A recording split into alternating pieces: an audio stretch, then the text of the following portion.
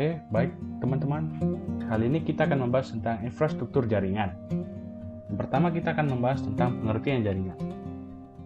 Jaringan adalah dua atau lebih komputer yang terhubung satu sama lain dan digunakan untuk berbagi data.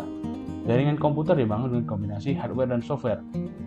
Untuk membuat jaringan komputer, switch dan router menggunakan berbagai protokol dan algoritma untuk bertukar informasi dan untuk membawa data ke titik akhir yang diinginkan.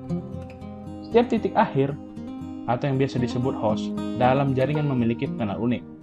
Seringkali alamat IP atau alamat media access control yang digunakan untuk menunjukkan sumber atau tujuan transmisi. Dan tujuan akhir dapat mencakup server, komputer pribadi, telepon, dan berbagai jenis hardware jaringan. Jaringan komputer juga mungkin dibuat dengan menggunakan gabungan teknologi kabel dan wireless. Yang pertama, infrastruktur jaringan.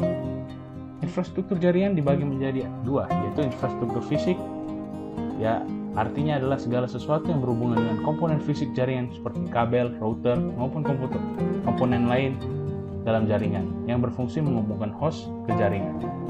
Dan yang kedua adalah infrastruktur logical, yaitu komposisi-komposisi pada jaringan memiliki banyak elemen software yang berfungsi menghubungkan, mengelola, dan mengamankan host pada jaringan.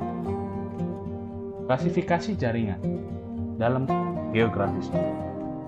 Yang pertama ada Wide Area Network atau yang biasa disebut WAN. WAN juga bisa dibelang sebagai kumpulan LAN yang tersebar secara geografis. Perangkat jaringan yang disebut router menghubungkan LAN ke WAN. Dalam jaringan IP, router menyimpan alamat LAN dan alamat WAN. WAN berbeda dari LAN dalam berbagai hal penting. Sebagian besar WAN tidak memiliki oleh satu organisasi. Jarak WAN yaitu 100 sampai dengan 1000 km. Kedua ada Metropolitan Area Network. MAN adalah jaringan komputer yang menghubungkan dua atau lebih jaringan LAN di dalam kota yang sama. Kalau jarak yang menghubungkan dua LAN sudah tidak mungkin untuk membangun jaringan, maka jaringan MAN yang digunakan. Ini lebih besar dari LAN, tapi lebih kecil dari WAN. Jaraknya yaitu 10 km. Ketiga ada Local Area Network atau LAN. LAN menghubungkan perangkat jaringan dalam jarak yang relatif pendek. Sebuah gedung kantor, sekolah, atau rumah jaringan biasanya berisi satu LAN, meskipun kadang-kadang satu gedung akan berisi beberapa LAN kecil. Dan kadang-kadang LAN akan mencakup sekelompok bangunan di dekatnya.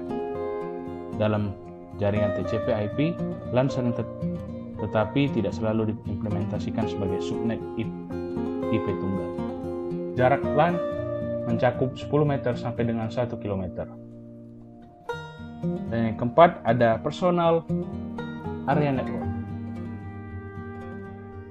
Personal Area Network atau PAN sama seperti jaringan LAN, namun PAN biasanya mencakup wilayah yang lebih kecil seperti jaringan rumah atau kantor. Biasanya jenis jaringan ini digunakan untuk berbagai sumber seperti internet atau printer, Bluetooth yang ada di handphone misalnya. Jenis-jenis topologi jaringan. Yang pertama ada topologi bus. Jaringan bus menggunakan kabel sebagai tulang punggungnya. Kabel ini berfungsi sebagai media komunikasi. Perangkat yang ingin berkomunikasi dengan perangkat lain di jaringan mengirim pesan siaran melalui kabel yang terhubung ke dua perangkat itu. Tetapi hanya penerima yang dituju yang benar-benar menerima dan memproses pesan tersebut.